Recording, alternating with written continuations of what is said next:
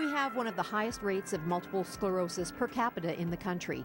Jamie McGowan remembers all too well the day he realized something was terribly wrong.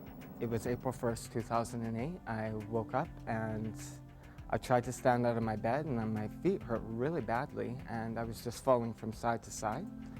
And I went to the washroom and I was staring at myself in the mirror. I had to hold myself up on my counter and I couldn't find my left eye. My eyebrow was down here and I was literally trying to lift skin up to find my eye. And I didn't even recognize myself. After many trips to the hospital, many tests and many misdiagnoses, Jamie finally found out what was wrong. A doctor had given me this fax. She didn't even read it, just put it in an envelope and gave it to me, and I had to read that I had relapsing remitting MS in the fax. And I waited about 14 months to talk with a neurologist, so that was difficult. At this point, he began investigating CCSVI, which led him to a company that specializes in surgical tourism, sending people out of the country for a controversial procedure. For MS, it's people have hope, but at the same time, you can't put all of your eggs in one basket. You can't place all of your hope into something that's still experimental, and I did. And people listening out there, no matter what I say or a doctor says or the family, if they make up their mind and they want to do this procedure, they're going to do it. In part 2, we'll learn about his experience with the surgical procedure involving the use of stents to open blocked veins. You can learn more about CCSVI at a meeting planned for this Saturday at the Lethbridge Senior Citizens Organization.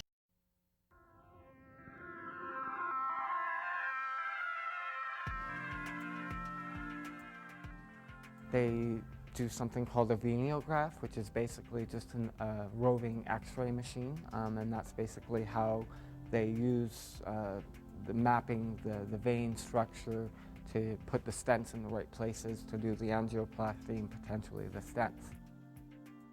I had my right side done first, and the ballooning was extremely painful. More than what I was expecting. I knew that there was going to be some pain, but it was very painful. My eardrums are still blown. Like, it's like my ears are just drums. Every once in a while they'll come back and work correctly, but then they just go right back to that, so I hope that gets better soon. On the right side I should continue. He did put 2 stents in, one in my internal and one in my external jugulars. I didn't know he had both, but apparently you do. In India, in these hospitals that are doing these procedures, they've never used as long of stents as they have on my internals. They go from past my jawbone. I can't even feel it. They're about that long and they have a curve. I had an X-ray in Pincher Creek and I got to see it. It goes up and then that's where the bend starts, going toward the brain. And then on the back part, they're not as long, but there's still just a little bit of a curve to them. And these are permanently in there? Yeah, they're titanium rods. She had surgery to treat chronic cerebrospinal venous insufficiency, or CCSVI, in Poland. And while she has seen some improvement in her condition, especially with her energy levels, Susan is still cautious and believes people need more sharing of information. To share your information, whether you've had the procedure or thinking about the procedure, is to gather information for an informed decision. I believe in the procedure, I really do, but I don't want people running out of country to get it done. They have to do research first. Realistic expectations are very strong. People think it's a miracle cure. It's not. It's to alleviate symptoms, some of the symptoms of MS. Every person with MS has different symptoms. So when they're treated with any medical treatment, they're going to react differently. So one person's experience is not going to be the same as yours. You may or may not see any change. And that's reality, it's experimental. The government claims they want this to be safe for their citizens. Well, we're spending thousands of dollars going to foreign countries where they don't speak English. If the government really wants their citizens to be safe, offer it here. I asked her about the CCSVI trials starting up in Saskatoon and Calgary. But it's just the testing phase. People with MS, despite what they're told, they are still going to go out and get this procedure done. I know that. I didn't wait.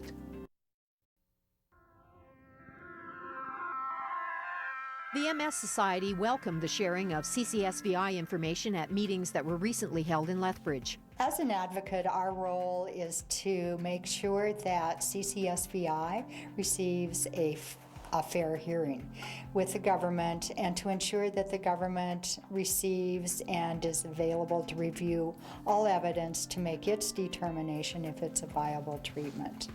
Our role is to listen to persons with MS on their issues and concerns regarding the CCSVI treatment and to act collaboratively with our Alberta Division Office to convey these concerns and issues to the government and the Minister of Health. Jamie, who we met before, has shared his story with the MS Society and other groups. I was told within 2 weeks my head wouldn't hurt, my neck wouldn't hurt, but he's also saying that to people with 1 or 2 stents. I have 4. I mean, and the long-term effects, that's another thing. Canada doesn't know because, I mean, it hasn't been around long enough. I mean, trials can take 50 years, maybe more. Susan, who had her surgery in Poland and has seen an improvement in her energy level, urges caution. It's very scary though, because a lot of people are going, an uncle or relatives giving them money, and they're hopping on a plane by themselves getting this done. Absolutely the wrong way to do it. Because you don't know, this is your health. And it is frustrating it's not done in Alberta, very frustrating. And people are desperate, but they need to take a deep breath and say, let's look at this realistically. Dory's Story is sponsored by Langenberg Optical.